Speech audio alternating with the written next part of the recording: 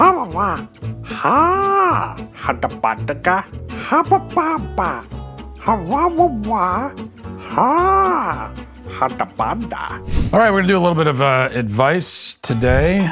Jennifer says, hi, Matt. I'm married to a wonderful conservative man, and he and I are on the same page on almost everything and share the same values. We're both in our mid-20s and getting ready to have kids, but I have one problem I'd like to try and solve before we do. My dear husband smokes weed, and I really don't want him to be doing that once we have kids, or while we're trying for that matter, because I know smoking can impact fertility. He doesn't smoke very frequently, a couple of days a week, but it's enough to bother me. I know he used to smoke in his teen years, but he stopped and didn't smoke for most of the time we were dating and engaged. So I didn't really think it was a problem before marriage. How should I go about approaching him about this without potentially causing issues? Well, there's no way to approach it except to just tell him everything you've told me. The only issue, he might not want to hear it, but I think it's perfectly valid for you to raise it, especially if, from what you're telling me, when you knew him and you were engaged and you first got married, he didn't have this weed habit. So he can't say that, oh, this is something that you knew about, and now you're switching up on me. So this is a change that apparently, from what I'm getting from this, he has made since you got married, which gives you all the more reason to object. And I'd feel the same way about it. I know that there are plenty of people who smoke weed and they get very upset, when if there's any criticism made against it. And generally, what you'll hear from them is that, well, it's no different. What's the difference between smoking a little bit of weed or like having a drink at the end of the day, having a beer? What's the difference? I think that there is a difference, on a few different levels. One is like the psychological effect that marijuana can have, and it can have it in a more sort of potent way. Now, obviously, alcohol, if you overdo it and you get drunk, then that has all kinds of physical and psychological effects, and that's no good. But I think that the psychological effect of marijuana, even used casually, is much more potent and pronounced. And there have been plenty of studies done linking marijuana to things like schizophrenia and those sorts of things. Those studies are out there. And I also think it's less of a social, if you're in a social environment, you're all sitting down, you have a couple of drinks, it's a social thing, and it opens you up to be a little bit more social. Again, as long as you're not overdoing it, kind of is a social lubricant. Whereas marijuana is not that. It kind of brings you into yourself. It's a more of an isolating thing, which would make it all the more of a problem in the context of a marriage or if you have kids. And so I think all you could do is just communicate this to him and say that you're not comfortable with this in the house. And you have every right to say that. It takes a special kind of company to want to partner with my show. I say a lot of things that make a lot of people angry, and this tends to scare off advertisers, I will admit. That's why I'm so grateful for partners like Pure Talk, who stand behind me and my show no matter the consequences they might face. Pure Talk shares my values, which is why we've made them the official cell phone wireless partner of the Daily Wire. That's not the only reason. Pure Talk offers the most dependable 5G network in the US. I use it myself. Their plans are top tier, but at a fraction of the cost of AT&T, Verizon, or T-Mobile. You get unlimited talk, text, and unlimited data with a mobile hotspot for just $55 a month. You vote how you spend your money, so stop supporting woke wireless companies that don't support you. Instead, go to puretalk.com/Walsh. You'll get great coverage and you'll save while you're doing it. When you go to puretalk.com/Walsh, you can save an additional 50% off your first month because they actually value you. Imagine that. That's puretalk.com/Walsh. Pure Talk. Wireless for Americans by Americans.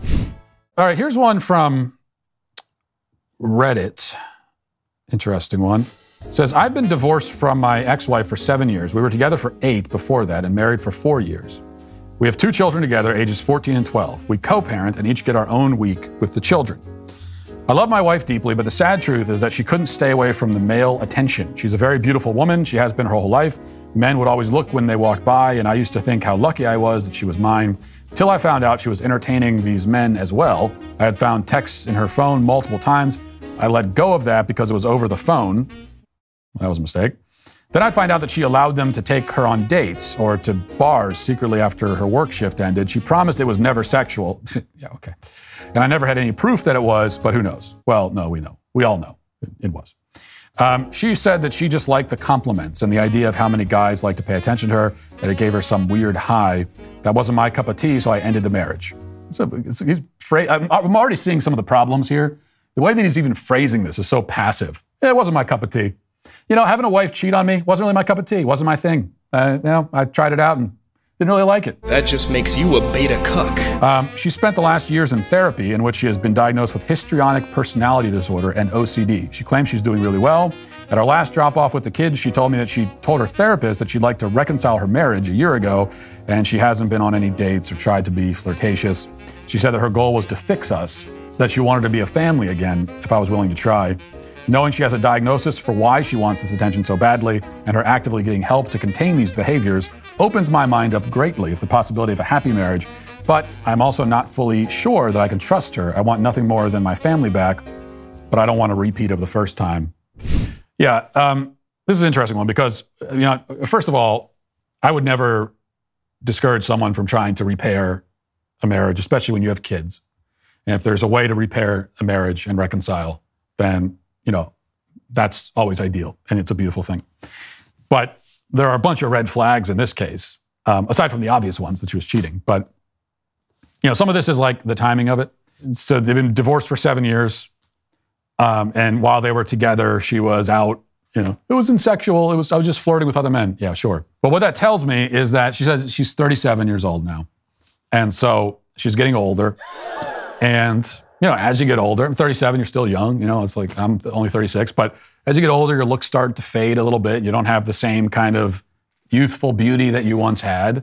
And so this tells me that's something, that's part of what's going on here, which would mean that it's less likely that there was a conversion moment. People can be reformed, they can change. That seems less likely here and more likely that the attention is drying up from all the random guys. And she was getting a lot more attention in her 20s, and she's not in her 20s anymore.